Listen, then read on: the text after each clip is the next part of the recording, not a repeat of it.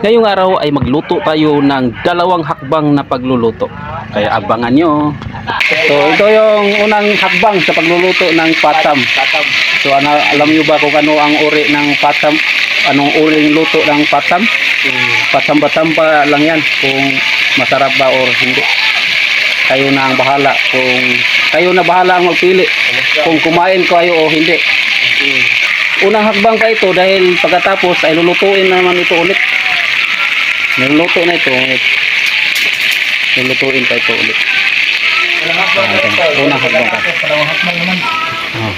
Unang hakbang dahil yung ating tapos sa unang hakbang may dalawang hakbang na. Dalawang hakbang. Ito yung dalawang hakbang. Ano dahil nasa hagdanan tayo nagluto kaya tinatawag ito unang hakbang sa pagluluto. Dahil nasa hakbang. So kunin muna natin ito at ilagay sa sisilan.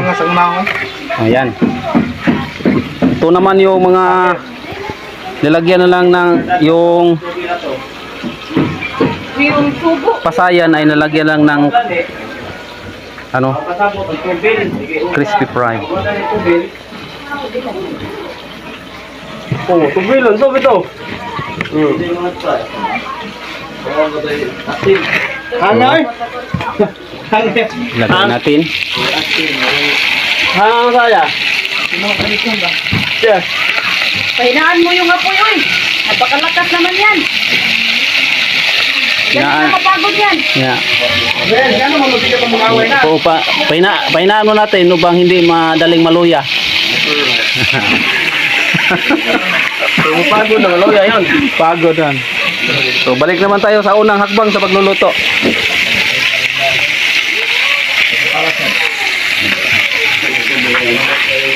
Okay.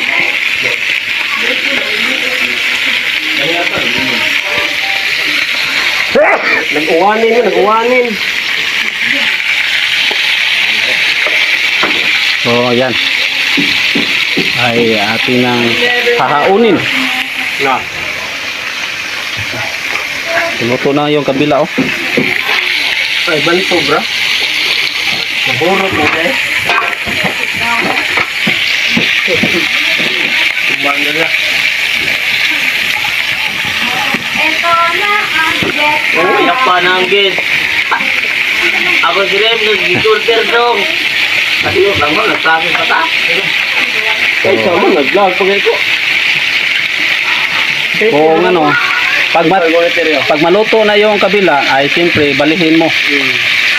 Balihin natin upang siguradong maluto na talaga yung Balihinin mo para siguraduhin na lutuin natin. Lutuin.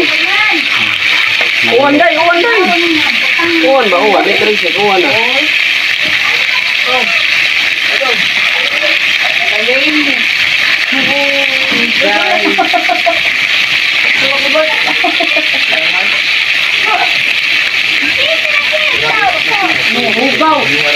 So babalihin muna natin ito.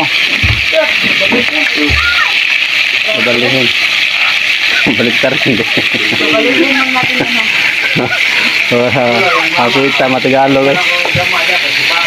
Hapit ka Matagalog babalihin ba?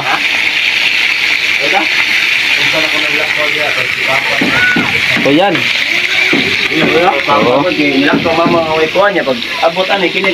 Ang pagluluto ko rin ng pagluluto ito ay dalawang hakbang lang ang pagluluto natin ito.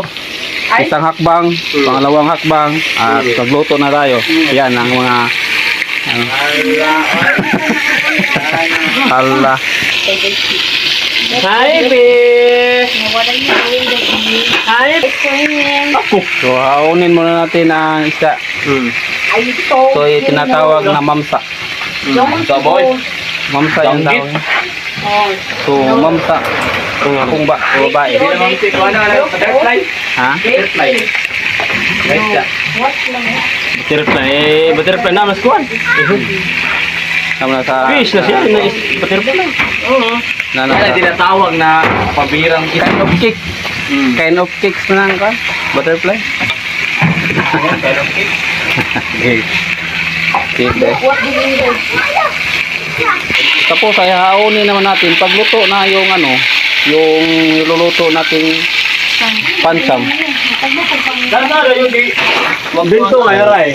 Lagyan Ano natin ba yan? dyan. Pinapait na. Ni kaon ba?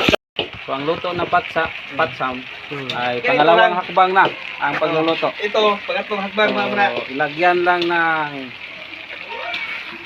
UFC ketchup. Para lumilugro to ah.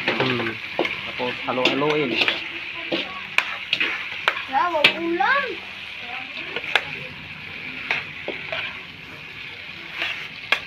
Yan ang mga sinasabi ko lifestyle.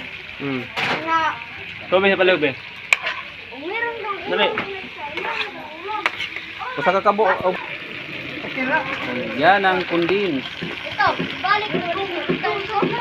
Yan ay cellphone ito. Ito nila. Tubig o tubig.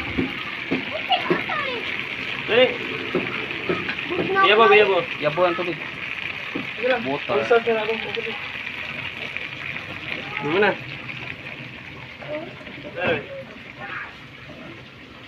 Wow!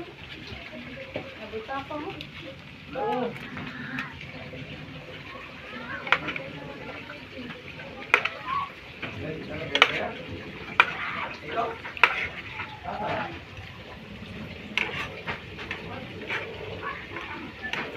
Kuno siya style, magtinam isa style. Ah, nito. Salabi.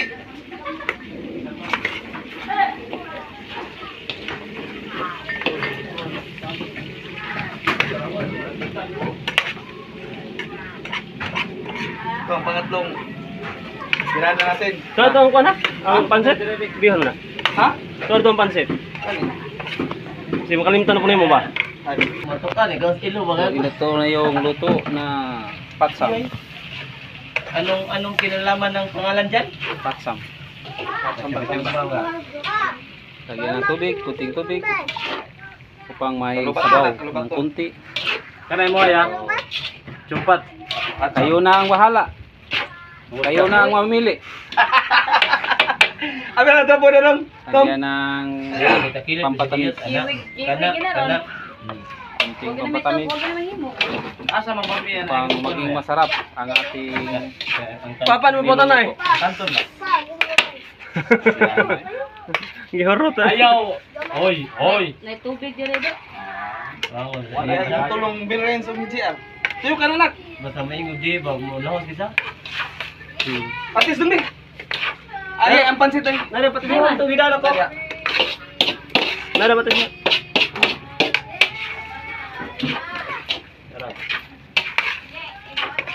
Ato na yung